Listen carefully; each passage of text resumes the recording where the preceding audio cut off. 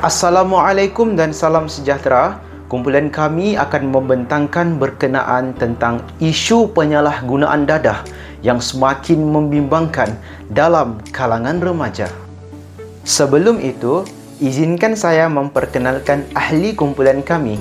Bermula dengan saya, Syukri, Elvin, Kishore, Zinru, Kyoki, Azman, Suhaila, Lisa, Sarah dan Zaki.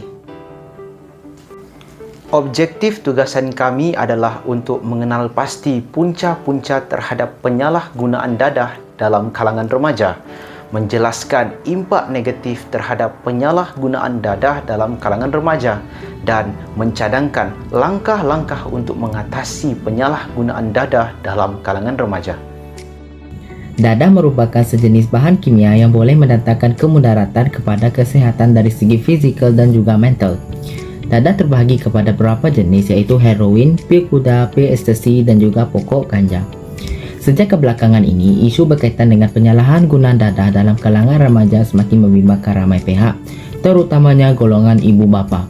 Menurut Akta Dadah Berbahaya 1952, seseorang yang didapati bersalah di bawah Seksyen 6B iaitu didapati menanam ataupun memiliki pokok ganja boleh dikenakan tindakan undang-undang seperti penjara seumur hidup serta boleh dikenakan hukuman gantung sampai mati. Antara punca penyalahgunaan dadah dalam kalangan remaja adalah disebabkan kurang pemahaman terhadap didikan agama. Remaja yang kurang didikan agama akan mudah terjerumus ke dalam aktiviti penyalahgunaan dadah. Hal ini demikian kerana pegangan agama yang kuat oleh seseorang akan mengelakkan diri mereka untuk melakukan kesalahan. Ibu bapa juga tidak menjalankan peranan mereka dengan mengajar pantang larang serta agama kepada anak-anak mereka. Ibu bapa juga sibuk dengan pekerjaan masing-masing sehingga mengabaikan anak-anak mereka. Dengan ini, remaja-remaja membuat gejala negatif yang dilarang oleh agama masing-masing disebabkan oleh kekurangan didikan agama. Pengaruh daripada rakan sebaya juga merupakan salah satu punca terhadap isu penyalahgunaan dadah dalam kalangan remaja. Selain daripada keluarga, rakan adalah orang yang terdekat kepada pihak remaja. Mereka mengambil masa yang lebih banyak bersama dengan rakan-rakan berbanding dengan keluarga. Maka, mereka akan mengikut sikap rakan-rakan tanpa memikirkan sikap tersebut adalah baik ataupun buruk. Bukan ini sahaja, tekanan untuk menyesuaikan diri dengan rakan sebaya akan terhasil dalam golongan remaja. Oleh hal yang demikian, remaja sanggup melakukan apa-apa sahaja yang disuruh oleh rakan sebaya mereka. Jika mereka tidak mengikut suruhan rakan, mereka akan disingkirkan oleh rakan mereka. Pencampuran dengan rakan-rakan yang bersikap negatif menyebabkan remaja senang terjatuh dalam penagahan dadah. Punca yang ketiga adalah isu keluarga. Remaja yang mempunyai masalah keluarga juga lebih cenderung untuk terlibat dalam pengagihan dadah. Hal ini dikatakan demikian kerana ibu bapa memaksa anak-anak mematuhi permintaan dan kehendak sendiri tanpa mengira perasaan anak-anak. Hal ini akan menyebabkan menjauhkan hubungan ibu bapa dengan anak-anak. Oleh hal yang demikian, isu keluargaan akan membesarkan pengaruh rakan sebaya dalam golongan remaja. Beralih daripada penyalahgunaan dadah, pelbagai impak negatif yang telah atau bakal timbul akibat penyalahgunaan dadah antaranya adalah menjatuhkan maruah dan nama baik ahli keluarga. Ahli keluarga yang dianggap sebagai pemata dan sumber bagi kehidupan yang aman tidak seperti yang dijangka, malah nama keluarga turut tercemar akibat penyalahgunaan dadah. Apabila penyalahgunaan dadah ini melibatkan salah seorang ahli keluarga, maka risiko untuk nama baik dan maruah ahli keluarga tercemar di mata masyarakat. Masyarakat pada masa kini lebih cenderung untuk meneliti kesalahan ataupun keburukan yang timbul dari salah seorang ahli keluarga walaupun ahli keluarga yang lain tidak terlibat. Seterusnya adalah masalah sosial yang dilihat dalam kadar meningkat menjadi salah satu kesan terbesar apabila tidak dibendung oleh pihak tertentu dan akan menyebabkan masyarakat kita hancur akibat kerusakan akhlak.